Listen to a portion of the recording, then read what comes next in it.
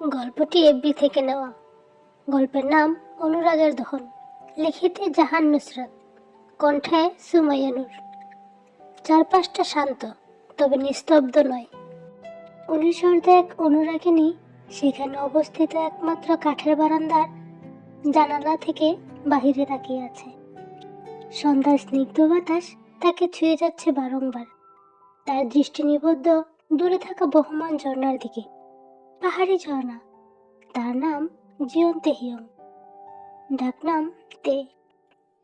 সে এখানে একা থাকছে, তা আজ প্রায় 3 মাস। হঠাৎ তার বাড়ির মেইন দরজায় কারো কড়া নাড়ার শব্দে তার ভাবনা বিচ্ছেদ ঘটে। সে ধীর পায়ে দরজার কাছে গিয়ে দাঁড়ায় এবং দরজার ওপাশে থাকা মানুষটার উদ্দেশ্যে জিজ্ঞেস করে, কে? অপর পাশ থেকে কোনো উত্তর না আসায় তে আবারও জিজ্ঞেস করে, কে? উত্তর না পেলে দরজা খোলা যাচ্ছে না। কথাটা বলে তে যেই না ভিতরের দিকে যাওয়ার জন্য পা বাড়ালো, তৎক্ষণাৎ তার কানে ভেসে এলো তার ভীষণ পরিচিত এক কণ্ঠ। তে পাখি, আমি, দরজা খুলো। তে যেন মুহূর্তেই বরফের ন্যায় জমে গেল। যে কণ্ঠকে না শোনার জন্য, যাকে এড়াতে সে এত দূরে এই নির্জন জায়গায় একা থাকছে, সে ঠিকই তাকে খুঁজে পেয়ে গেল। তার চোখের কার্নিশ বেয়ে কয়েক ফোঁটা নোনা পানি গড়িয়ে পড়ে। আবারও দরজায় নখ পড়ে। তোমায় গত 3 মাস যাবৎ খোঁজার পর অবশেষে এখানে পেয়েছি। তে পাখি, প্লিজ দরজাটা খোলো, আমার কথা শোনো। তোমাকে দেখতে দাও পাখি। তে টের পাচ্ছে তার গলা জড়িয়ে এসেছে। তার গলা থেকে কোনো আওয়াজই বের হচ্ছে না। লক্ষ্মীটি, দরজা খোলো, আমার কথা শোনো। তে মৃদু কণ্ঠে বলার চেষ্টা করলো, আপনি চলে যান, আমার কেউ নেই, কেউ কখনো ছিল না। এত নির্জনতার মাঝে তের মৃদু আওয়াজের কথাগুলো ঠিকই জাংকুকের কর্ণগোচর হয়েছে। সে দরজার কান পেতে রইল। এই বুঝি তার প্রেয়সী বলা কোনো কথা শুনতে না পারে এই ভয়ে। কিছু কথা ভাবতে ভাবতে তে আখি যুগল ঝাপসা হয়ে আসে। জাংকুক ছিল তের কলেজের প্রফেসর। তে গত বছরের মাঝামাঝি তার বাবার কাজের সূত্রে ইমার্জেন্সি বদলির জন্য বুসান থেকে সিওলে চলে আসে। সিওল ন্যাশনাল কলেজে একজন ট্রান্সফার স্টুডেন্ট হিসেবে ভর্তি হয়। পরের মাসে তার ফার্স্ট ইয়ার ফাইনাল এক্সাম। সেদিন ছিল তে নতুন কলেজে তার প্রথম দিন। জাংকুক সেদিন ক্লাসে ঢুকে চমকে গিয়েছিল। এক অপরূপা মনমোহিনীর চোখে তার দৃষ্টি আটকে গিয়েছিল। চারপাশে সবকিছু তার অদৃশ্য মনে হচ্ছিল, শুধু সেই মায়াভরা চোখ জোড়ার দিকে সে তাকিয়েছিল। না চাইতেই সেদিন জাংকুক বিড়বিড় করে মির্জা গালিবের একটি উক্তি বলেছিল, ওর চোখ দেখে আমার সর্বনাশ হয়ে গেছে, না জানি ও আয়না কিভাবে দেখে। সেই মনমোহিনী অপরূপা ছিল তে। সেদিন দ্বিতীয় সারির একটা বেঞ্চে বসেছিল। সেদিনের সেই আই কন্ট্যাক্টের পর থেকেই জাংকুক ধীরে ধীরে তেকে ভালোবেসে ফেলে। অবশ্য কয়েক মাস সে তার অনুভূতিকে গোপন করে রেখেছিল। তবে এক বৃষ্টি স্নাত সন্ধ্যায় জাংকুক বৃষ্টির মাঝে তেকে বিয়ের প্রপোজাল দিয়েছিল। তে কিভাবে ফেরাতো যখন কেউ তাকে এভাবে চেয়েছিল? আমি তোমায় আমার কাছে ভিক্ষা চাইতে, ওই চোখের মায়ায় তুমি আমায় বন্দি করেছ, ফিরিয়ে দিও না, আমার হয়ে যাও সারা জীবনের জন্য। সত্যি বলতে তেও জাংকুকের ব্যক্তিত্বের প্রেমে পড়েছিল। এটা অস্বীকার করলে তার নিজের কাছেই মিথ্যেবাদী হয়ে যাবে। তাই সেদিন জাংকুকের দেওয়া প্রপোজাল অ্যাকসেপ্ট করেছিল। তবে তে তাকে বলেছিল তার বাবার সাথে জাংকুক যেন এ বিষয়ে কথা বলে। তের বাবা মিস্টার সোবিন একজন ডাক্তার। এই কারণেই তাকে বদলি হয়ে সিওলের একটা হসপিটালে আসতে হয়েছে। তের মা নেই। জাংকুক পরের দিন তের বাড়িতে চলে যায়, তার বাবা মাকে সঙ্গে নেই। জাংকুক রাজি ছিল বিদায় তার বাবা মা কাই এবং জেনি বিয়েতে না করার কোনো সুযোগই পায়নি। কিন্তু মিসেস জেনি তেকে সেদিন পছন্দই করেনি জাঙ্কুকের জন্য। ডক্টর সুবিন বিয়েতে মত দেওয়ার জন্য 2 দিন সময় নিয়েছিল। জাঙ্কুক অবশ্য তাতে কিছু মনে করেনি। সেই 2 দিন সুবিন সাহেব জিয়ন পরিবার নিয়ে অনেক তথ্য বের করেছে। তার মেয়ে যে সেখানে ভালো থাকবে সে নিশ্চয়তা পায়। জিয়ন পরিবার একটা ব্যবসায়িক পরিবার, মূলত বংশ পরম্পরায় সবাই ব্যবসায়ী। তবে জাঙ্কুক ব্যবসার পাশাপাশি তার প্যাশন হিসেবে শিক্ষকতা বেছে নিয়েছে।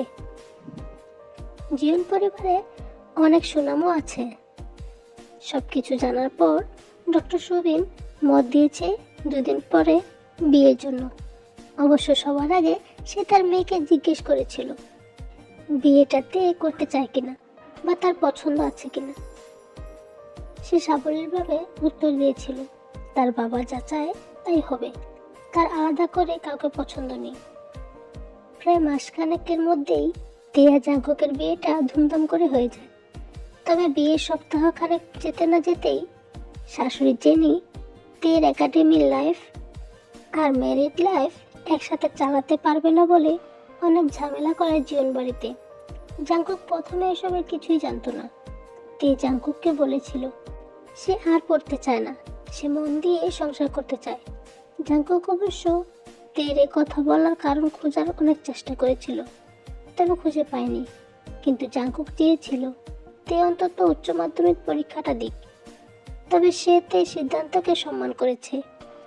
তের মাঝে একটা কথা জানতে পারে, মিসেস জেনি আসলে তার বোনের মেয়ে আয়ুকে জাঙ্কুকের বউ হিসেবে পছন্দ করেছিল।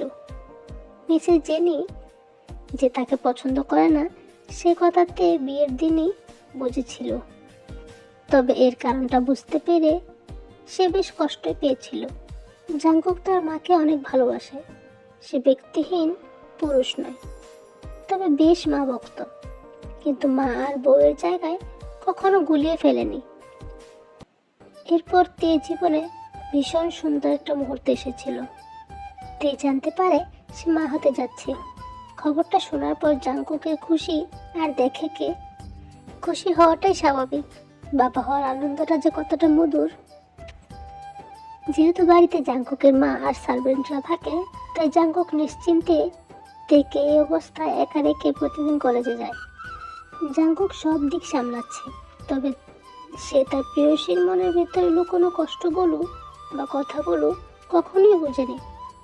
কখনো কখনো তের চোখে মুখে ফুটে উঠত সে যে মানসিকভাবে শান্তিতে নেই জীবন বাড়িতে। তবে জাঙ্কুক কিছু জিজ্ঞেস করলে সে কখনোই কিছু বলতো না। বেশিরভাগ সময়ই কিছু হয়নি বলে কাটিয়ে দিত। মিসেস জেনি খানিকটা আগেকার দিনের ট্রিপিক্যাল শাশুড়িদের মতোই তের সাথে আচরণ করত। জাঙ্কুকের সামনে তের সাথে তেমন কথা বলতো না জেনি, তাই জাঙ্কুক এসব বিষয়ে কিচ্ছু বুঝতে পারে না। সে কলেজে শিক্ষকতার পাশাপাশি তার বাবাকেও সবসময় ব্যবসায়ের কাজে সাহায্য করে, তাই জাঙ্কুকও বেশ ব্যস্ততায় সময় কাটায়। রাত ছাড়াতে জাঙ্কুককে খুব একটা কাছে পায় না। তে মূলত জাঙ্কুককে মানসিক অশান্তি দিতে চায় না কখনোই। সে কারণেই জীবন বাড়িতে হওয়া সারাদিন সবকিছুই সে জাঙ্কুকের থেকে এড়িয়ে যেত। সার্ভেন্টরা সবকিছু করলেও রান্নাটা তেকেই করতে হবে। মিসেস জেনি কড়াভাবে থেকে কথাটা বাড়িতে প্রথম দিন ঢুকার সাথে সাথেই বলে দিয়েছিল। এমনকি তের এই প্রেগনেন্সির সময় তে অসুস্থ বোধ করলেও তেকেই রান্না করতে হবে। তে অবশ্য কিচ্ছু বলে না বা প্রতিবাদও করে না। সে ভাবে এক পরিবারে থাকতে গেলে কিছু করতেই হয়, সব কিছু আর ধরলে চলে। তবে ওই যে কথায় আছে না, বিড়াল নরম মাটিতে আঁচড় কাটে বেশি। তের শাশুড়ি মিসেস জেনিও ঠিক বিড়ালের মতো, তেকে নরম মাটি পেয়ে আঙুলের ইশারায় নাচাচ্ছে। ইনোসেন্ট মানুষদের জন্য এই নিষ্ঠুর দুনিয়া নয়। তে এ কথা বুঝতে অনেক সময় নিয়ে ফেলেছে। তের মাসে মাসে চেক আপ করানো হতো। সব সময় জাঙ্কুক থাকতে পারতো না। তে চেক আপের সময় ডক্টর বাসায় এসে তে চেক আপ করতো। এখন প্রায় 2 মাস হয়ে গেছে। আজ তৃতীয়বার সন্ধ্যায় থেকে চেক আপ করতে বাসায় এসেছিল। গত 2 মাসের চেক আপে প্রথম মাসের চেক আপের সময় জাংকুক তের পাশে ছিল। দ্বিতীয় মাসে জরুরিভাবে বিজনেসের কাজে আটকে গিয়েছিল, তাই তের পাশে থাকতে পারেনি। তবে এইবারও বিজনেসের কাজে সে যে আর আসতে পারেনি তের কাছে, সে তার মায়ের থেকে তের ভালো মন্দ খবরাখবর নিয়েছে। তবে জাংকুক এটা জানলো না আজ যে ডক্টর তের চেক আপ না করেই চলে গেছে। মিসেস জেনি ডক্টরকে চলে যেতে বলেছে, চেক আপের নাকি কোনো প্রয়োজন নেই। অথচ গত কয়েকদিন ধরে তে ঘন ঘন মাথা ঘোরাচ্ছে। মিসেস জেনি যেন সেদিকে কোনো হেলদুলি নেই। আর ছিলই বা কবে? এই ঘটনার বেশ কিছুদিন পর জাংকুক কলেজের ক্লাস নিচ্ছিল। হঠাৎ তার কাছে তার বাবার ফোন আসে যে তেকে হসপিটালে নিয়ে যাওয়া হচ্ছে।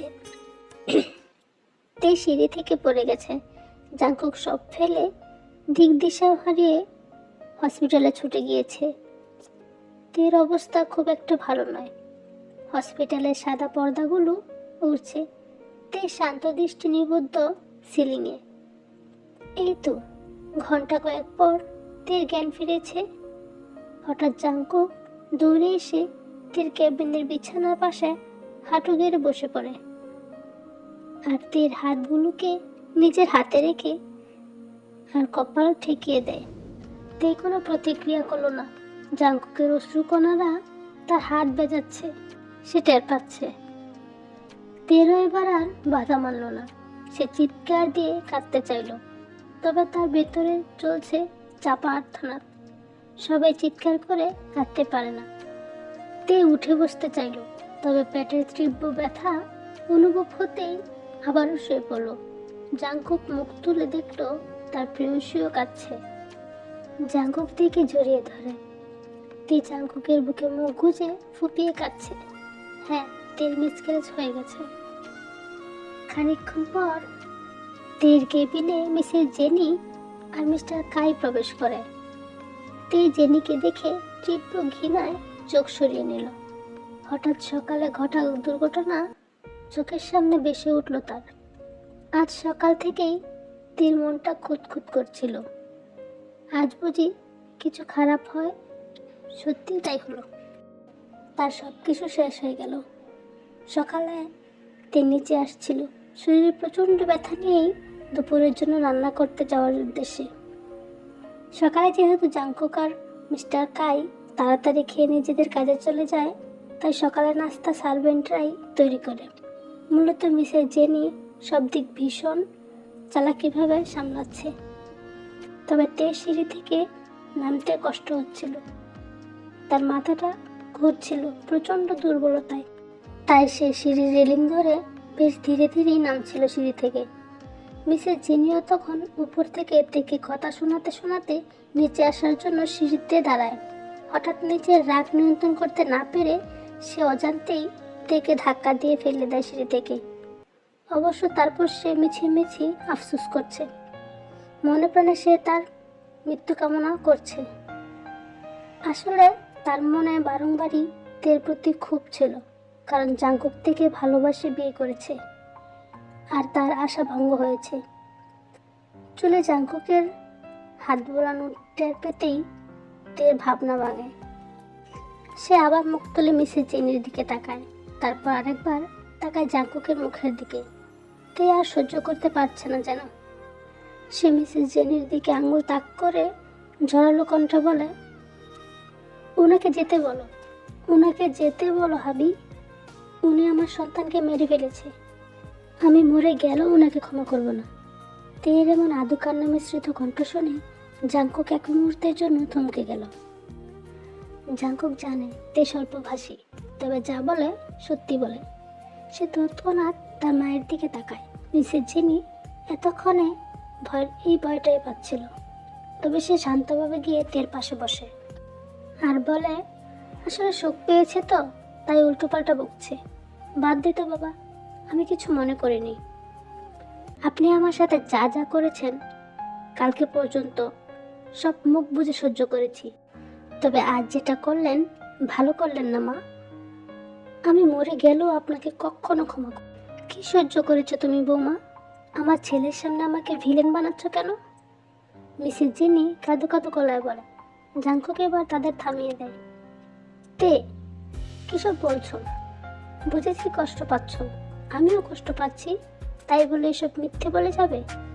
আমার মা কখনোই এমন কাজ করবে না। মা তোমায় ভালোবাসে, এসব তোমার ভুল ধারণা। এটা তো ওনার অনাগত নাতে ছিল, তাই না? শান্ত হতে। তে মুহূর্তে চুপ হয়ে গেল। এই মুহূর্তে তার দিন দুনিয়া কিচ্ছু ভালো লাগছে না। তার কাছে প্রমাণ নেই, তাই সে মিসেস জেনির বিষয়টা কারো কাছে প্রমাণ করতে পারবে না। সেদিনের পর মাসখানেক কেটে গেছে। তের শোক কাটেনি, জাঙ্কুকেরও কাটেনি, তবে সে সব কিছুই করছে, আগের মতোই দিন পার করছে। তবে তে আজকাল বেশ অন্যমনস্ক থাকে। জাঙ্কুক থেকে সাইকিয়াট্রিস্ট দেখিয়েছে। সাইকিয়াট্রিস্ট বলেছে সে আসলে তার অনাগত সন্তানের মৃত্যু শোক কাটাতে পারেনি। জাঙ্কুক যথাসম্ভব তেকে ট্রমাইজ না হতে দেওয়ার চেষ্টা করে, তবে তে মন থেকে ভেঙে পড়েছে। সত্যিই তার কিছু ভালো লাগে না। সে এখন মিসেস জেনির কথায়ও পাত্তা দেয় না বা শোনেও না। আজ শুক্রবার, জাঙ্কুক আজ বিকেল পর্যন্ত বাসায় আছে। জাঙ্কুক তেকে কোলে নিয়ে তাদের রুমে ব্যালকনিতে বসে আছে। তেকে নিজের বুকের সাথে মিশিয়ে রেখেছে।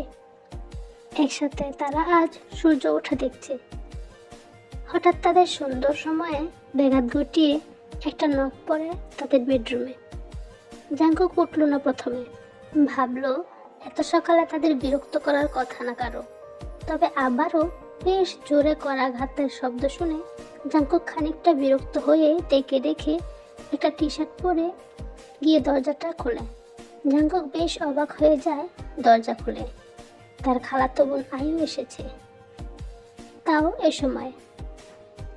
আরে আয়ু, তুমি এ সময় এখানে, তাও একেবারে আমার বেডরুমে করা নাড়লে। তখন আয়ু বলে, তর সইল না আর তাই। তা ভিতরে আসতে বলবে না জাঙ্কুক ভাইয়া? জাঙ্কুক খানিক ইতস্ত হয়ে আয়ুকে ভিতরে আসার জন্য জায়গা দেয়। আয়ু তার 2 বছরের ছোট। তাদের মধ্যে মোটামুটি একটা বন্ধুত্বের সম্পর্ক আছে বলা যায়। আয়ু জাঙ্কুকের উপর দুর্বল, এ কথা জাঙ্কুকের অজানা। জানা থাকলে কবেই কথা বলা বন্ধ করে দিত। অবশ্য এখনো যে আহামরি কথা হয় তেমন না। কিন্তু এই যে আয়ু তার বাড়িতে আসলেই সময় নেই অসময় নেই বিরক্ত করতে চলে আসে তার রুমে, এটা অন্তত বন্ধ করতে পারত।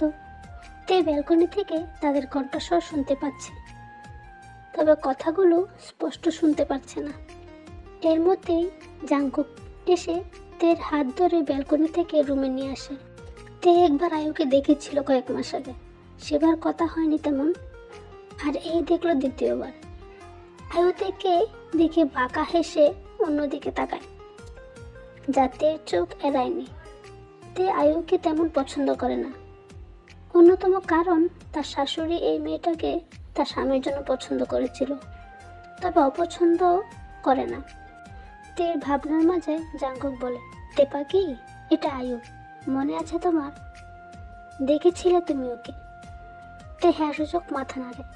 তখন আয়ু বলে, তোমার বউয়ের কি মুখ নেই, কথা বলে না কেন? আয়ু, সবটা জানো তুমি। আমি তো মজা করছিলাম, ভাবি যেন একটু হাসে তাই। তে কোনো প্রতিক্রিয়া করলো না, সে শুধু দেখছে। জগৎটাই যেন নাটকীয়তায় ভরপুর। তখন জাঙ্কুক বলে, তে পাখি, তুমি ওর সাথে গল্প করো, আমি সামনে নিয়ে আসছি। বলে জাঙ্কুক চলে যায়। আয়ু থেকে নিয়ে বিছানায় বসে। আয়ু দৃষ্টি বিছানায়। কি কপাল তোমার, আমার জায়গায় ঘুমাচ্ছ, আমার জায়গায় বসে আছো।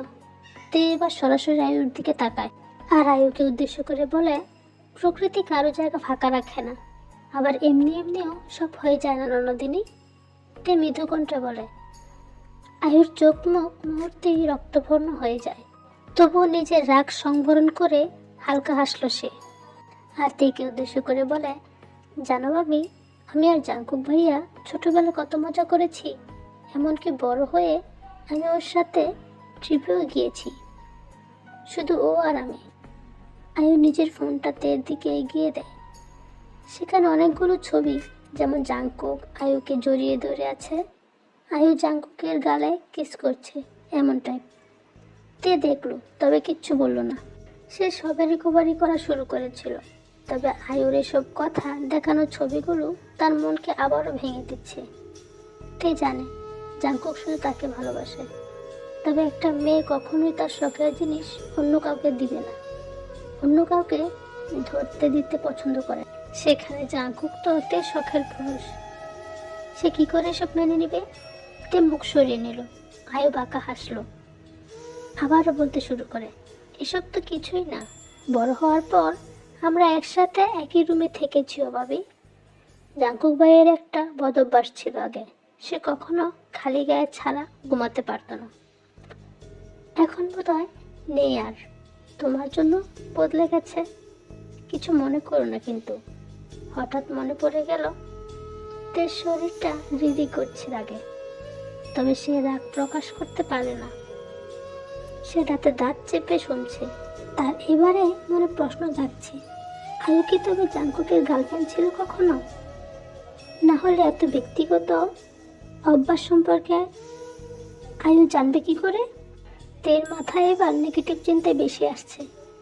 তার মাথায় এটা আসছে না যে তারা তো ফ্যামিলি, পার্সোনাল ইনফরমেশন জানাটা স্বাভাবিক নয়। আর আয়ু যে সব সত্য বলছে তার প্রমাণ কি? তের মনটা আবারও ভারী হয়ে গেল। যদিও ইচ্ছে হলো না আয়ুর কথাগুলো ধরতে বা মনে রাখতে, তবুও মনের মধ্যে কথাগুলো গেঁথে গেছে। বেশ কিছুক্ষণ পরে জাংকুক শাওয়ার থেকে বেরিয়ে আসে। সে ভেবেছিল আয়ু বোধহয় চলে গেছে, তবে যায়নি এখনো।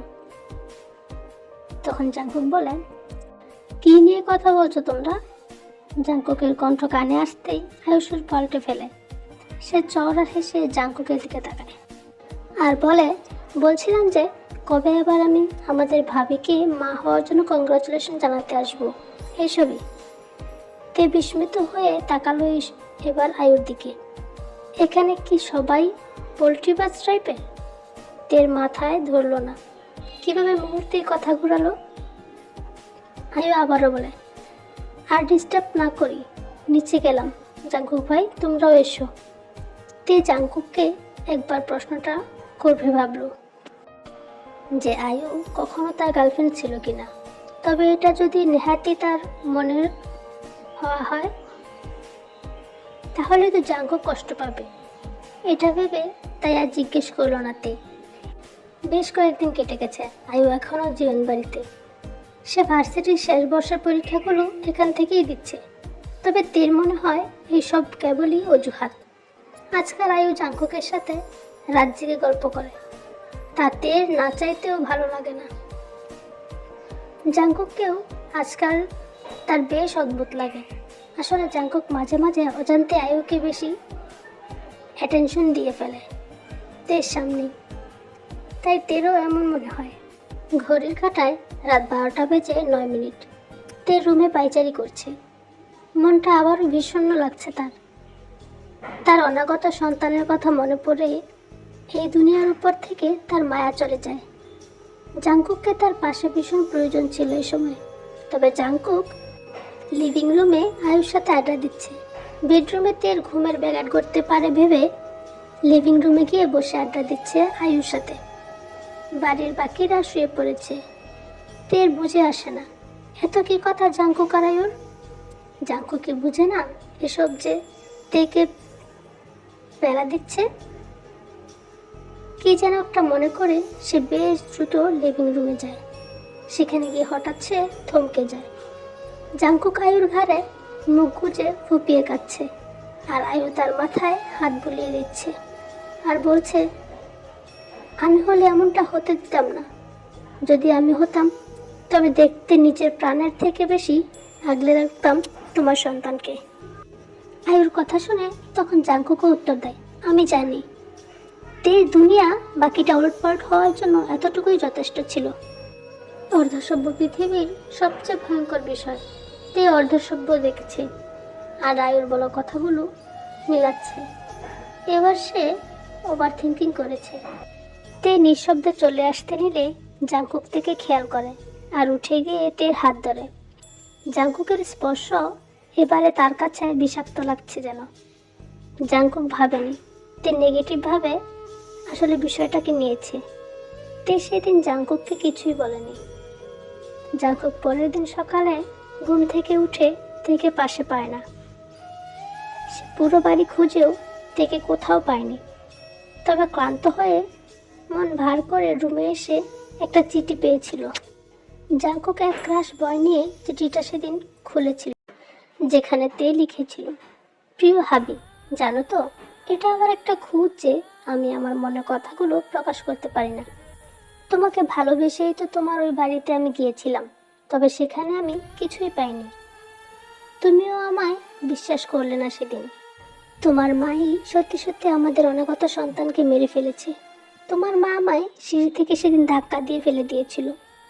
ফলস্বরূপ আমার এত বড় সর্বনাশ হয়েছে। তোমার মা আমায় এই নয় 10টা মাসে কম যন্ত্রণা দেয়নি। হয়তো বলতে পারো তোমায় অভিযোগ করছি এভাবে। হ্যাঁ করছি। তোমার সকল ব্যস্ততা শুধু আমার বেলায়। আমায় সময় দেওয়ার মতো কোনো সময় তোমার হাতে নেই, অথচ তোমার না হওয়া বউকে ঠিকই দিচ্ছ। হ্যাঁ, আমি অভিযোগ করছি। আমার মিসক্যারেজের কারণ তোমার মা, আমি নই। তোমার মা আমার সাথে কি কি করেছে তুমি জানো না। খবর নিয়ে সময় পেলে জেনে যাবে। তুমি তোমার না হওয়া বউর কাছে বুঝে আজকাল কমফর্ট খুঁজে পাচ্ছ, তাই তো কত অবলীলায় তার বলা উল্টোপাল্টা কথা সায় দিচ্ছ। শুনলাম আর দেখলামও গতকাল রাতে। বুঝেছি তোমায় আমি পূর্ণতা দিতে পারিনি, তাই বোধহয় আমার উপর থেকে তোমার ভালোবাসা হারিয়ে গেছে। লেখা দীর্ঘ করব না, তবে ভালো থেকো। আমায় খোঁজার বিটা চেষ্টা করো না, জানি তুমি খুঁজবেও না। তবুও যদি কখনো মন বদলায়, তাই বলা। আমায় এই দুনিয়ায় আর কিছু নেই আঁকড়ে ধরে বাঁচার জন্য। তুমিও নেই, কেউ নেই। তোমার মাকে আমি ক্ষমা করব না কোনোদিন, সে কথা জেনে রেখো। এটি তোমার কোনো এক অসময়ের প্রেয়সী। জাংকুক চিঠিটা পরে ধপ করে মেঝেতে বসে পড়ে। দুহাতে নিজের চুলগুলো শক্ত করে চেপে ধরে সে। তে সত্যিই তাকে ভুল বুঝেছে, তবে এটাও বুঝতে পারছে এই জায়গাটা সে তৈরি করে দিয়েছে। গতকাল তো আয়ু মিসক্যারেজের কথা তুলেছিল। জাংকুক একটু ইমোশনাল হয়ে গিয়েছিল। তে তো আর সে কথা জানে না। তে সেদিন তার বাবার কাছে চলে গিয়েছিল। এত কিছু যে তার জীবনে ঘটেছে সেসব সে তার বাবাকেও জানায়নি। এমনকি বাচ্চার ব্যাপারটাও জানতেন না সুবিন সাহেব। তে ভেবেছিল মাস 3-4 গেলে তার বাবাকে জানাবে। তা তো আর হলো না। সুবিন সাহেব সে কারণে অনেক কষ্ট পেয়েছিল যে তে সব কিছু একা সহ্য করেছে। তে এবারে সব কিছু তার বাবাকে বলে হালকা হয়েছে। সে প্রাণ খুলে কাঁদছে।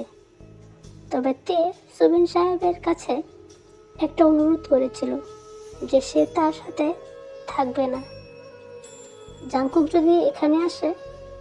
এই আশঙ্কায় সে সত্যি আর জাংকুকের কাছে ফিরে যেতে চায় না। তাই সুবিন সাহেবকে বলেছিল এখান থেকে দূরে কোথাও শান্ত কোনো জায়গায় তাকে একা থাকার ব্যবস্থা করে যেতে। সেখানে ঠিকানা কেউ জানবে না তার বাবা ছাড়া। সুবিন সাহেব মেয়েকে বুঝিয়েছিলেন একা থাকা যায় না। তে নাছরবান্দা, সে একাই থাকবে, সবার থেকে দূরে। তে জানতো একা মানুষ বাঁচতে পারে না, আর সে বাঁচতেও চায় না। তবে প্রকৃতির স্বাভাবিক নিয়মে মরে যেতে চায়। সেখানে পাপ নেই। তারপর তে ভুসানের একটা গ্রামের শেষ মাথায় একাকী থাকতে শুরু করে। সুবিন সাহেব প্রতি সপ্তাহে একবার করে মেয়েকে দেখতে যান, আর বাজার করে দিয়ে আসে মেয়েকে। তের হঠাৎ পুরনো কথা সব মনে পড়তেই বুকটা মোচড় দিয়ে ওঠে। সে আবারও ফুপিয়ে কেঁদে ওঠে। কাঁদতে কাঁদতে মেঝেতে বসে পড়ে। জাংকুক আবারও আলতো করে গলা নাড়ে। তে পাখি, তুমি কাঁদছ? কেঁদো না প্লিজ, দরজাটা একবার খোলো। আপনি চলে যান এখান থেকে। যতক্ষণ না তুমি দরজা খুলবে আমি কোথাও যাব না তে পাখি। তে ফুপিয়ে কাঁদছে। বেশ দোটানায় পড়ে গেছে সে, দরজা খুলবে কি খুলবে না। জাংকুক আবারও বলে, প্লিজ পাখি, দরজাটা খুলো না। তখন তে বলে, চলে যান আপনি জাঙ্কুক। জাঙ্কুক হাঁটু গেড়ে তের দরজার সামনে বসে পড়ে। তার চোখ থেকে অঝরে পানি পড়ছে। দীর্ঘ 3 মাস পর অবশেষে সে তার প্রেয়সীকে খুঁজে পেয়েছে। সে জানে এই 3 মাস সে কীভাবে কাটিয়েছে। তার খাওয়া, ঘুম, কাজ সব কিছু সিকুয়েন্স হারিয়েছে। সেদিন তের চিঠি পড়ে তের বাবার কাছেই জাঙ্কুক প্রথমে গিয়েছিল, যেমনটা তে আন্দাজ করেছিল।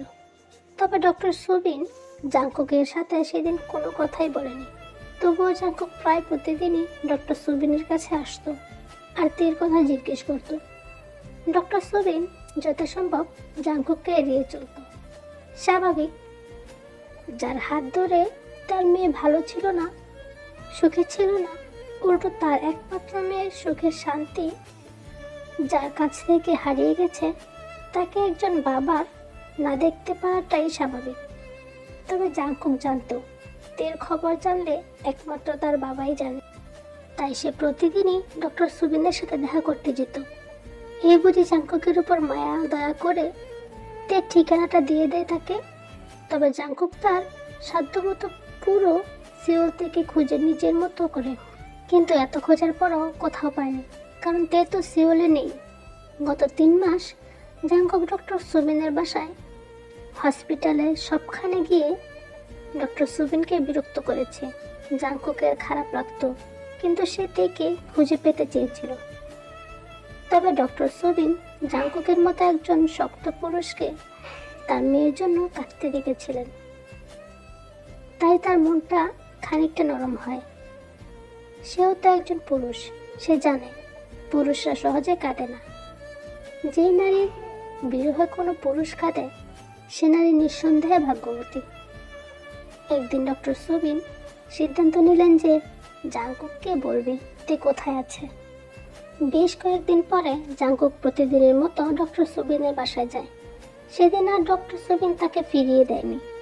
তে ডক্টর সুবিনকে যা যা বলেছিল সেসব ডক্টর সুবিন জাঙ্কুককে প্রথমে জেনের ব্যাপারটা, তারপর যে তার মিসক্যারেজের জন্য এমনিতেই সারাক্ষণ আপসেট থাকতো।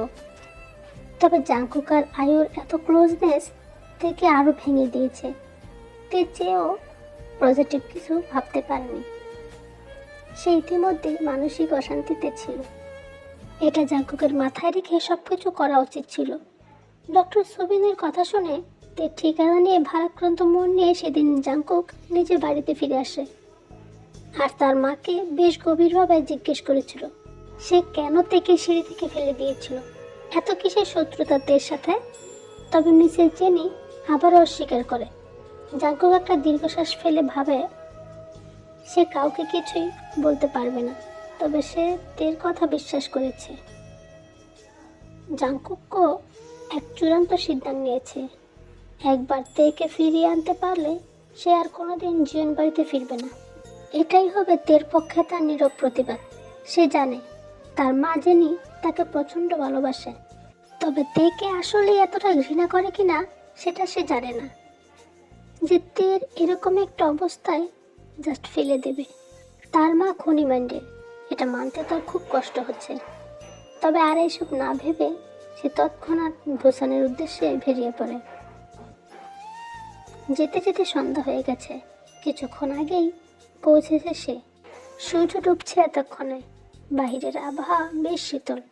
সে এখনো ঠায় সেভাবে হাঁটু গেড়ে তের ছোট্ট দরজাটার সামনে দাঁড়িয়ে আছে। মনে মনে সে বেশ অসহায় অনুভব করছে। বেশ অনুশোচনা হচ্ছে তার। তের প্রতি তার আর একটু যত্নবান হওয়া উচিত ছিল। সে তো তের নেচারটা জানতো।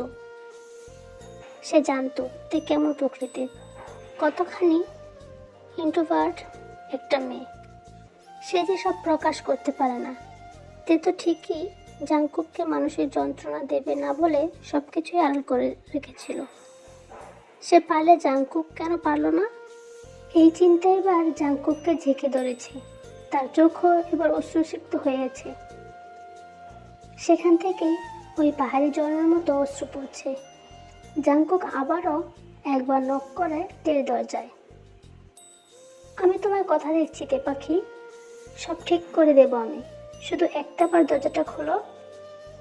তে তার মনের সাথে যুদ্ধ করে ঠায় বসে রইল মেঝেতে। জাঙ্কুক কি করবে বুঝতে পারছে না। কি করে সে তার তের অভিমান ভাঙাবে। হঠাৎ জাঙ্কুক নিজের কাঁধে কারো হাতে স্পর্শ অনুভব করে। সে পেছনে তাকায়, দেখে ডক্টর সুবিন। ডক্টর সুবিন এসেছিল তেকে বলতে যে সে জাঙ্কুককে তার ঠিকানা জানিয়ে দিয়ে, তবে সে ভাবেনি কালকে সকালের আগেই জাঙ্কুক এখানে চলে আসবে। জাঙ্কুক মিস্টার সুবিনকে দেখে ঝাপটে ধরে বলতে থাকে, বাবা, তেকে দরজাটা খুলতে বলুন না। ডক্টর সুবিন একটা দীর্ঘ নিঃশ্বাস ফেলে আর মেয়েকে উদ্দেশ্য করে বলে, মামুনি, দরজাটা খোলো। তে তার বাবার কণ্ঠ শুনে তৎক্ষণাৎ উঠে দরজার হাত দেয়, তবে পরক্ষণেই থেমে যায় আর তার বাবাকে বলে, আগে ওনাকে চলে যেতে বলো। ও চলে গেছে মামুনি, দরজাটা খোলো। তখন তে বলে, বাবা, তুমি মিথ্যে বলছো, উনি জানেননি, উনি এমন না, ওনাকে সত্যি সত্যি যেতে বলো। ডক্টর সুবিন এত গম্ভীর পরিস্থিতিতে মুচকি হাসলেন আর মেয়েকে উদ্দেশ্য করে বলে, মামুনি, জাঙ্কুকে এতটা বিশ্বাস করছো, আবারও ওকে যেতেও বলছো? তুমি কি চাও আসলে? তুমি তো চাও না জাঙ্কুক চলে যাক। দরজাটা খোলো, আমরা কথা বলি। তেও জানে সে চায় না জাঙ্কুক চলে যাক। তার মুখ আর মন আজ দুই কথা বলছে। তেও এবারে চোখের পানিগুলো মুছে দরজাটা খুলে দেয়। জাঙ্কুকের মনে হলো কে যেন তার কলিজায় ছুরিঘাত করেছে। তীর মুখটা কেমন মলিন, কেমন বিমর্ষ দেখাচ্ছে তাকে। এসবের কারণ তো জাঙ্কুকই। জাঙ্কুক নিজেকে সংযত করতে না পেরে তেকে ঝাপটে জড়িয়ে ধরে। তের কি আর অভিমান থাকে? তে হাউমাউ করে আজ কেঁদে ফেলেছে। সে হয়তো আর কিছুদিন এখানে একা থাকলে মরেই যেত। একা বাঁচা যায় না। তে এই প্রবাদে সত্যতা পেয়েছে। ডক্টর সুবিন হালকা হাসলেন। তে চিল্লাচ্ছে, তেজাং, তেজাং, মামুনি, ডাইনিংয়ে এসো, সাথে বাবাকেও ডেকে নিয়ে এসো। 3 বছর বয়সে তেজাং ডাইনিং রুমে তার টেডি বিয়ার নিয়ে খেলছিল। কিচেন থেকে মায়ের কণ্ঠ শুনে সে ছুটে যায় কিচেনে। ওকে মাম্মা, ওকে মাম্মা, আধো আধো কণ্ঠে বলে আবারও ছুটে যায় ডাইনিং রুমে। তারপর উপরে তার বাবা মার রুমে। জাঙ্কুক ঘুমাচ্ছিল। তেজাং সোজা জাঙ্কুকের বুকে উপর হয়ে বসে। বাবা, উঠো না, মাম্মা তোমাকে ডাকতে, ব্রেকফাস্ট করবে না? উঠো না। জাঙ্কুক ঘুম থেকে উঠে বসে।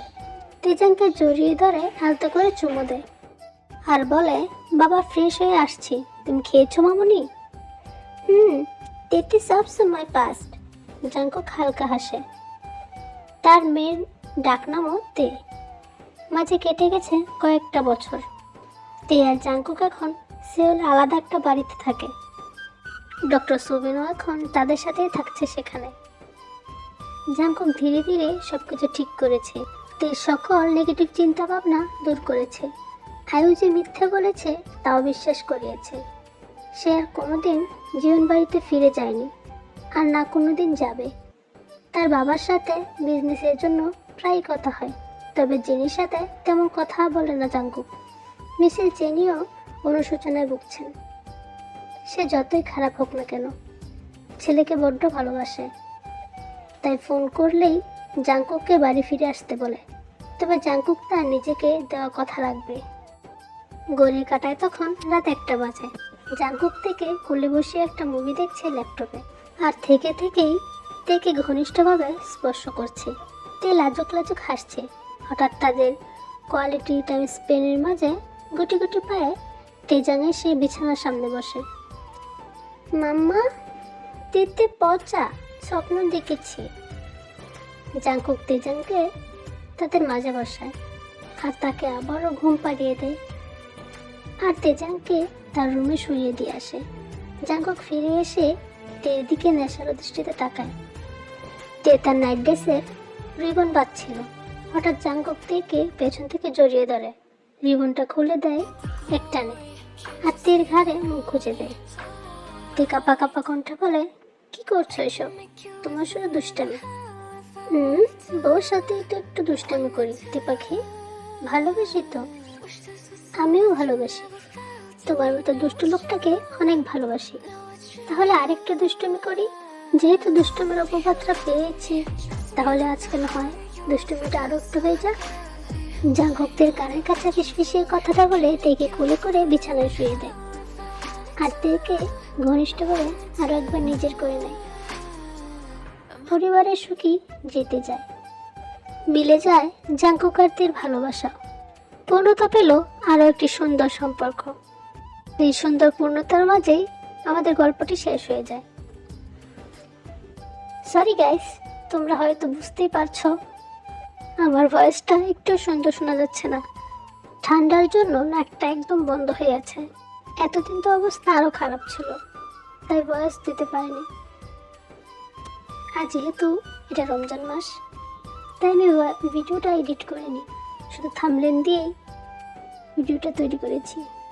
প্লিজ তোমরা কেউ রাগ করো না। আর গল্পটি ভালো লাগলে একটু লাইক শেয়ার করে দিও, আর কমেন্টের মধ্যে জানাও গল্পটা তোমাদের কাছে কেমন লেগেছে।